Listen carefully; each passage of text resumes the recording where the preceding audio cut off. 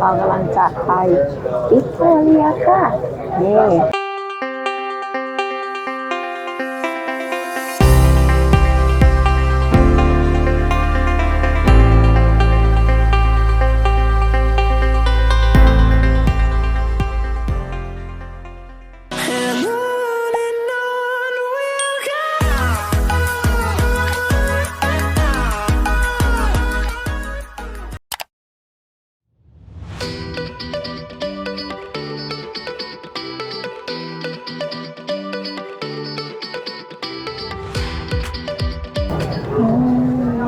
สวัสดีค่ะวันนี้นะคะเรามาอยู่กันที่ท่าเรือนะคะเรากำลังจะไปวิกตอเรียค่ะเย้นี่เราก็ได้เที่ยวนอกเมืองแล้ว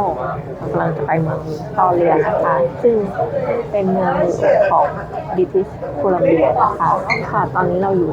บนเรือเฟอร์รี่นะคะตอนนี้เรือกำลังจะออกจากท่าแล้วผู้คนมากมายอันนี้เราเดินทางมาจากในดาวน์ทาวน์นะคะของแวนคูเวอร์โดยขึ้นรถไฟฟ้านะคะมาลงที่สถานีบิดพอร์ตนะคะแล้วก็มาต่อบัสต่อหนึ่งนะคะเรือเฟอร์รี่เนี่ยนะคะเราจองหน้ามาแล้วเพราะว่าเราคิดว่าวันอาทิตย์คนเยอะซึ่งคนเยอะจริงๆค่ะแต่จริงๆก็มาซื้อที่นี่ได้นะคะก็ยังมีที่นั่งเยอะเพราะว่าลำใหญ่มากซึ่งเราก็จะต้องไปลงสวัสเบย์นะคะเราไปดูสำรวจในเฟอร์รี่กันค่ะไปกันเลย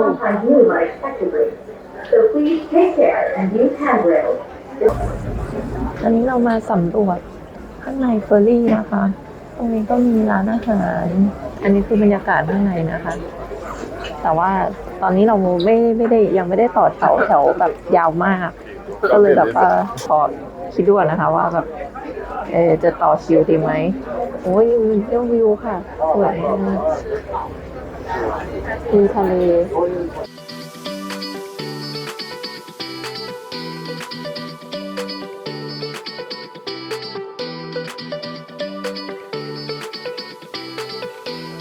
เรากำลังจะเดินขึ้นไปดูข้างบนกันนะคะนี่ค่ะอันนี้คือบรรยากาศชั้น2นะคะเดี๋ยวเราจะขึ้นไปอีกชั้นดาดฟ้านะคะไปกันเลยอุ้ยข้างบนนี้อากาศดีคือแบบลมแบบเย็นมากเลยค่ะฟ้าเปล่ามาก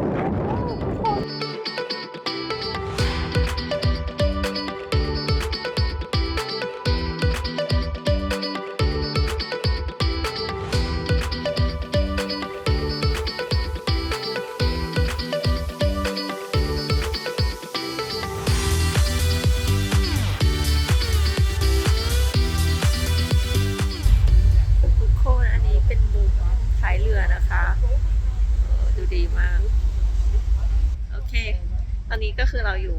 ตรงข้างนอกนะคะเดี๋ยวเราจะกลับไปดูข้างในกันค่ะตอนนี้ก็คือถ่ายรูปเรียบร้อยแล้วอันนี้ตรงในเรือนะคะก็จะมีที่นั่งนะคะหนังสือได้มีปลั๊กด้วยอุ้ยมีตรงแบบว่าโซนคิดด้วยนะคะส่วนอันนี้เป็นโซนช็อปนะคะเดี๋ยวเราเข้าไปดูข้างในกัน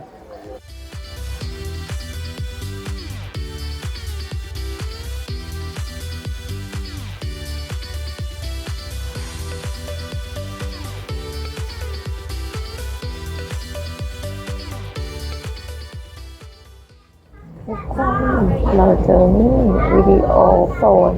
หรือว่าโซนเกมนี่เองนะคะข้างในเรือมีตู้เกมค่ะอันนี้ไม่เปิดนี่มีทิกเก็ตด้วยค่ะว้าวแต่เราคงไม่เล่นนะคะมันจะเหงาเกินไปถ้าเราเล่นคนเดียวนะอันนี้เป็นแผนที่ค่ะก็คือเรามาจากตรงนี้แล้วก็มาตรงนี้หรอสวัสเบย์อันนี้เรามาตรงนี้สวัสเบย์แล้วก็เราจะไปวิกตอเรียตรงนี้ค่ะตอนนี้เราถึงที่ท่าเรือแล้วนะคะกำลัง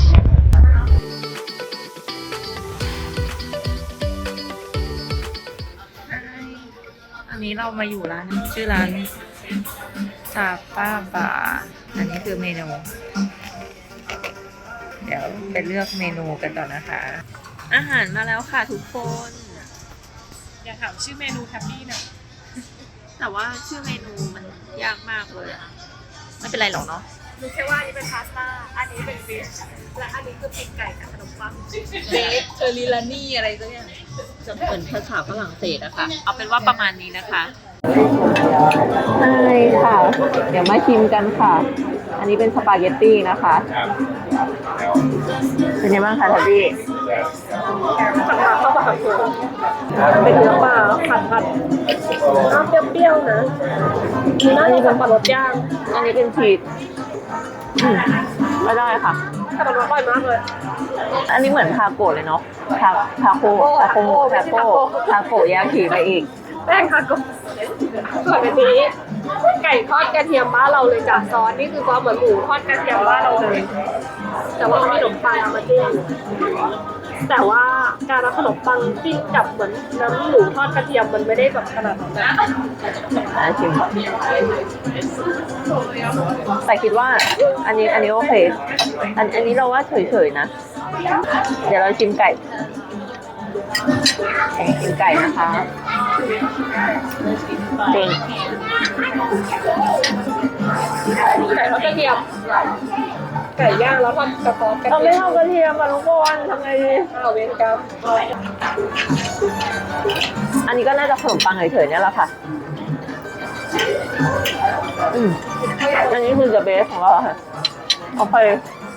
เดี๋ยวขอตัวไปกินก่อนนะคะบ๊ายบายใช่คนตอนนี้เรามาอยู่ที่ไม่แน่ใจออกเสียงยังไงอ่ะ Boston Square เนี่ยค่ะ ก็เป็นอีกหนึ่งแลนด์มาร์คนะคะที่ต้องมา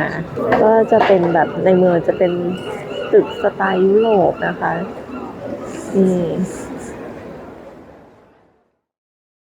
อันไอศครีมค่ะเราต้องไปดูในร้านกันเลยค่ะที่เอาโอเคเราเข้าไปในร้านกันนะคะ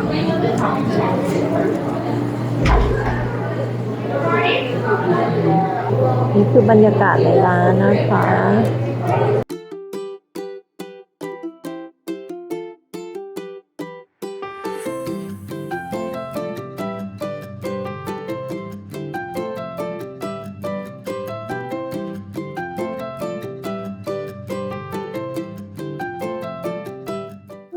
สวัสดีค่ะ ตอนนี้เราอยู่ที่จอร์จวอเตอร์เวย์นะคะ ตึงนี่เดี๋ยวมาดูบรรยากาศ อากาศดีเชียวค่ะ เหลืองกันนี่โทนเหลือง มันก็เป็นเชิงแบบสวนสาธารณะอะไรอย่างเงี้ยค่ะ ผู้คนก็จะมาแบบชิลอันนี้ก็มีมาพายเรือนะคะ อันนี้ดูน้องๆเล่นน้ำกัน ค่ะตอนนี้เป็นเวลา 20:30 นะคะ ที่วิกตอเรียพระอาทิตย์ยังไม่ตกนะคะนี่อันนี้เดี๋ยวให้ดูวิวทะเลนะคะตรงโน้นเห็นไหมเอ่ย ตอนนี้เราอยู่ที่รัฐสภานะคะ อันนี้เป็นรูปปั้นย้อนแสงหน่อย อันนี้ก็เป็นท้องฟ้านะคะ ตอน 20:30 ของวิกตอเรียค่ะ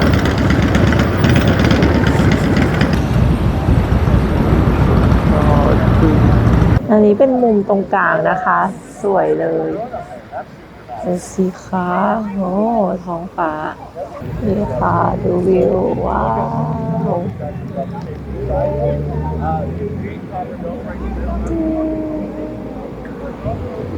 หมุนได้ด้วยนี่หมุนเองแล้วหนึ่งก็ตอนนี้ผู้คนในเมืองก็ยังเดินฝักใฝ่นะคะใส่นิดนึงสิคะนี่ท้องฟ้าสวยมากวิกตอเรียค่ะทุกคน1837-1901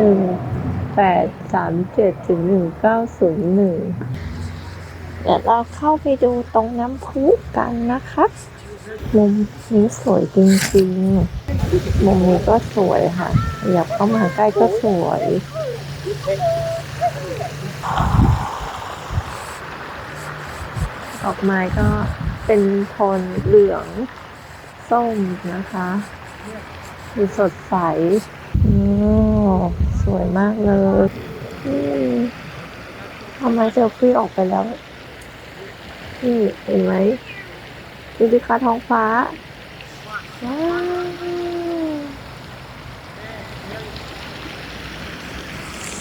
เดี๋ยวเราจะมาอีกรอบหนึ่งนะคะ ตอนกลางคืนนะคะ เพราะว่าเดี๋ยวรอเขาเปิดไฟก่อน ตอนนี้ยังไม่มืดไฟก็เลยยังไม่เปิดนะคะทุกคนทำมาดูวิว2 ทุ่มค่ะ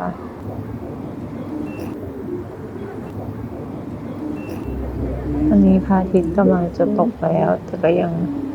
สว่างอยู่อันนี้เป็นวิวว้าวสวยมากค่ะข้างหลัง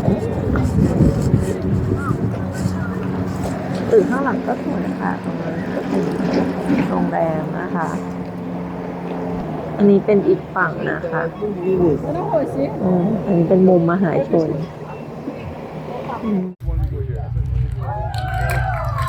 ตรงนี้มีควงไฟด้วยค่ะกระบองไฟเอามีโชว์นี่ตรงท่าเรือนะคะ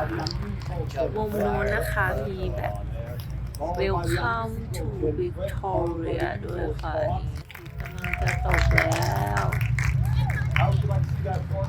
ส่วนฝั่งนู้นก็จะเป็นโรงแรมนะคะตอนนี้เราจะมากินข้าวหลาที่ร้าน The Old Spaghetti Factory นี่ค่ะสิคะร้านน่ารักมากตกแต่งแบบดอกไม้ค่ะอยู่ใกล้โรงแรมด้วยเดินขึ้นไปตรงเนี้ยค่ะข้างบนทางขวาก็เป็นโรงแรมแล้วค่ะทางซ้ายก็จะเป็นรัฐสภานะคะที่เราไปถ่ายรูปมากับตรงท่าเรือคือใกล้มากๆนะคะร้านอยู่ตรงมุมตรงนี้นะคะเดี๋ยวเราจะเข้าไปในร้านกันเลยนะคะไปกันเลยค่ะเย้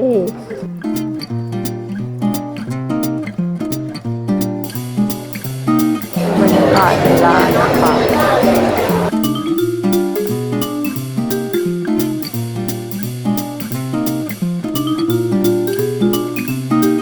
อาหารมาแล้วค่ะทุกค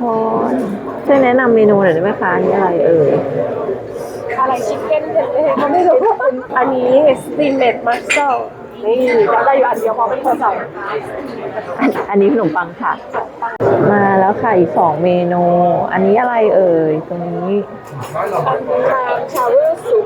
อันนี้แบมแบมชิมกุ้งชุบแป้งทอดซอสเปรี้ยวหวาน โอเคค่ะ เราพร้อมกินแล้วค่ะ เรามาชิมนะคะแทบบี้เริ่มก่อนเลยค่ะ อันนี้ก็คือแบมแบมชิมก็คือกุ้งชุบแป้งทอดนะคะกุ้งชุบแป้งทอดซอสเปรี้ยวหวาน อันนี้เรามาชิมซุปนะคะ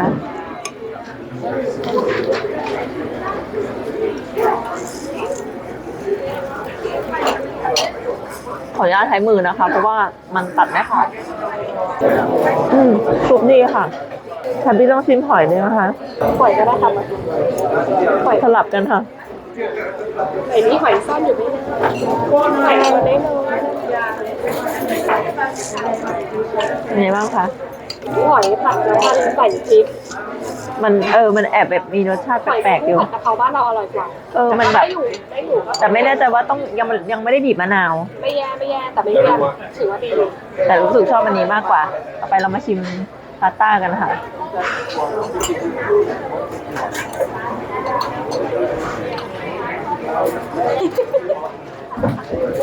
ดูจากสีหน้าแล้ว จืดค่ะ เอาตรง มันเป็นครีมกับมีพริกเพิ่มอ่ะมันก็คือ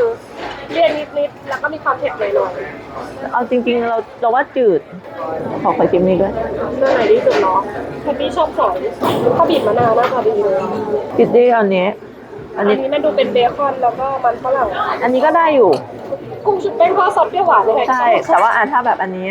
คิดว่าอาจจะแบบ อันนี้ของความครีมมี่ของเขาอันนี้จืดมาก อันนี้ไม่ผ่านโอเคค่ะก็ประมาณนี้ เอาเป็นว่าเดี๋ยวขอตัวไปกินต่อก่อนนะคะ วันนี้ไปแล้ว บ๊ายบาย เย้ ตอนนี้กี่โมงแล้วนะเนี่ย จะ4 ทุ่มไหม ใช่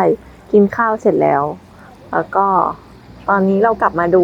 อาคารรัฐสภานะคะว้าวดูสิทุกคนสวยมาก